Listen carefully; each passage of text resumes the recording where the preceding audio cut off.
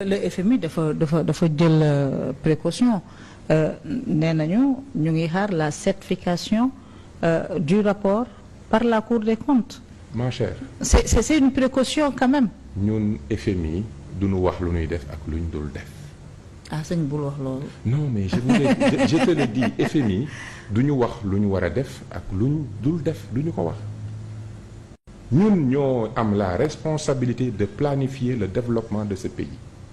ñun ñoo am jël benn projet de souveraineté jaay ko Sénégalais yi pendant 10 ans ay bakkan rot ñu tuur ci ay deret ñu assumer ko suñu vie ñu menacé ko suñuy foyer ñu menacé ko ñu continuer ba tey yàlla ñëw matal ñu jël réew mi nit ñi gëm projet bi ñu ni war a travailler nag planification bi nga xam ne ministère bu nekk war nga ci sa pàcc nii laa war a planifier ñu di ko tëgg balaa ñuy dem ci planification boobu war a mobiliser askan wi wax naa la sànq dama koy répéter d'où le président de la République son excellence monsieur Bassirou Diomaye Diakhar Faye kott mooy defar réew mi d'où le premier ministre Ousmane Sonko mooy defar réew mi ce n'est pas non plus les 25 ministres ñi koy defar c'est l'ensemble des Sénégalais mënoo mobiliser l'ensemble des Sénégalais sur le développement de ce pays te doo leen wax réew mi fu mu toll yenn ko tu xëddeen dañuy yëgoo gi nag mooy nañ leen wax li xew ñun li ñu génne defuñ ko pour FMI dañ ko def pour Sénégalais yi. mais li ñu génne dañ ko def pour ñun mais nag dans notre portefeuille de créancier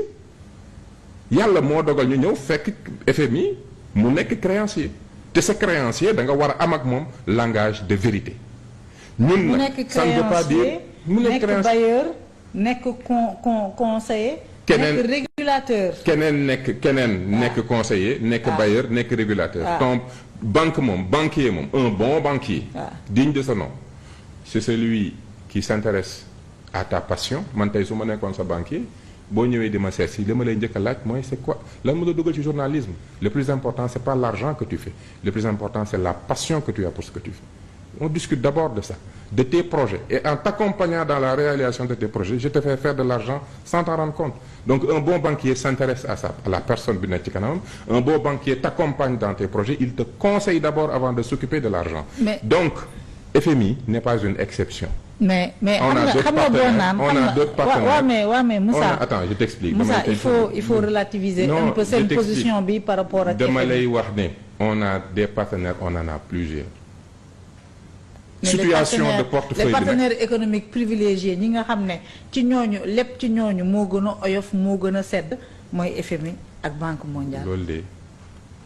loolu c'est pas ça le plus déterminant parce que bu dee nit ki da lay leb lu sedd ba noppi mu lay orienté fa nga koy def kooku du sa njëriñ ñun ñooy décider nu ñuy lebee. non moom orienté wu la. dama ne moom daf lay pousser à ce que nga dugal. sa xaalis bi ci ay projets structurants. loolu mooy orienté. loolu mooy orienté loolu laa wax tu viens de dire ce que j'ai dit en fait. waaw mais est-ce que c'est mal. bu mu ne la boo lebee xaalis bi da nga ko war a dugal fii ma ne je préfère investir dans l'éducation pour bâtir le vrai type de Sénégalais. Je préfère investir dans un système éducatif bu may permettre boobu ma am des cerveaux qui vont faire de l'innovation technologique qui vont produire des scientifiques parce que aujourd'hui l'économie c'est la science d'abord. loolu man ma gëm loolu. ñu ne ma non def ko ci benn pont ci benn train parce que xaalis bi boo investir pont ni muy duggee moo gën a gaaw parce que moom li ñuy calculer mooy remboursement bu gën a gaaw que leneen. On va faire des infrastructures, c'est une nécessité, mais on doit aussi faire autre chose. Mon point étant, kenn warul dicter un homme d'État sa vision politique. Maintenant tu t'adaptes à des situations. ñëw nañ jot réew mi ubbi nañ portefeuille créance yi gis nañ ne kii moom daanaka suñu bor bi yëpp ci loxoy kii la ne mais di nga wax ak moom. Et c'est responsable que de le faire. non seulement di nga wax ak moom parce que dette boobu dañ ko war a gérer. non seulement di ngeen wax ak moom mais di ngeen jël en compte ses recommandations ndax moom ci rapport bi mu mujjee def bi ñu fi ñëwee rapport il y a 3 semaines bi qui avait soulevé la polémique nee nañu ngeen dindi exonération yi ngeen lever subvention yi.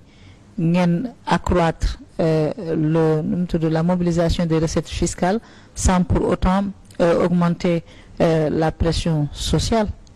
Yow est-ce que tu penses qu'on a besoin FMI pour xam lu ñu war a def FMI ay professionnels la fa nekk des Sénégalais ont été là-bas on a tous été à ces mêmes niveaux de gestion à la différence que ñun nous sommes des patriotes qui aimons ce pays et qui pouvons mesurer yenn décisions yi ñu mën a jël ñoom froidement ñun xam nañ lan lay signifier. donc nous mais ferons est-ce que déglu ma rek boo amee nit xaalis. mu war di la defaral ay prêts à des taux concessionnels nga foog ne ndax yow da ngay continuer garder sa liberté bii ngay réclamer. mais ma yeggali mbir mi li ma je perds même mon fil. Le point étant relation de créance boo ko amee am nga ko da nga koy gérer mais kenn du ñëw di la dicter ngay appliquer froidement des décisions yu nga xam ne da ngay rey sa njaboot. mais Macky Sall l'a refusé hein. Macky Sall a refusé de lever les subventions. Macky Sall a refusé d'arrêter la subvention de l'enseignement de l'enseignement supérieur. xam nga fi mu ne nii technique journalistique bi ngay jéem a utiliser. mënut a marché Macky Sall l'a refusé. ma ne technique bi ngay utiliser mënut a marché parce que boo nee FMI sant na leen ma ne la non nga ne Macky Sall def na ko. c'est comme si man dama ne la li ñu FMI wax duñ ko def ak dinañ ko def j'ai pas encore répondu à cette question et je vais y répondre ce que je dis mooy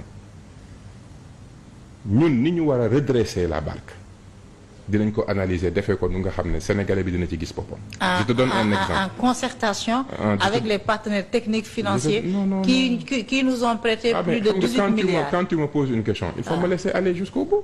Allez-y. Je prends l'exemple des subventions secteur énergie. te lii ma lay wax nii avant même le président de la République son excellence monsieur Bassirou Diomaye Diakhar Faye di jël di def prestation de serment am nañ daje boo xam ne waxtaan nañ ci ni ñu war a faire évoluer les subventions boobu affaire FMI ñëwagul li ma la bëgg a wax ne la ñun xaaruñu FMI pour xool ndëngte ak erreur monumentale yi nga xam ne l'ancien régime da ko def ñun ñu war ko corriger mais on a écrit combien de livres dans ce pays demal ubbi livre yooyu yëpp lan la diw nii la ñuy defee nii moo gën dañu doon loolu bu doon dañ doon xaar FMI mu wax ñu lu ñuy def kon sénégalais yi dinañ ñu fal kon sénégalais yi gën a kon ñàkk ma joxe exemple terminer exemple bu ñu subventionner énergie subvention carburant bi par exemple est-ce que tu sais que ne même société yiy jaay carburant sax dañuy profiter ci subvention bi mais ça c'est une absurdité carburant kay boo koy subventionné. Le bénéfice de la subvention ne va pas seulement aux populations. non ça va pas dafa am ñoo xam ne tey des grandes entreprises ñu ngi profiter ci subvention carburant ñii di profiter parce que Macky Sall da doon def des subventions généralisées ce qui fait que quand il rejette énergie il y a plus de 1000 milliards que nous mettons ci subvention énergie donc ñun tey bu ñu ñëwee mais dañuy xool ñan ñoo ko soxla may mën a ndur fay petite moyenne entreprise la yor.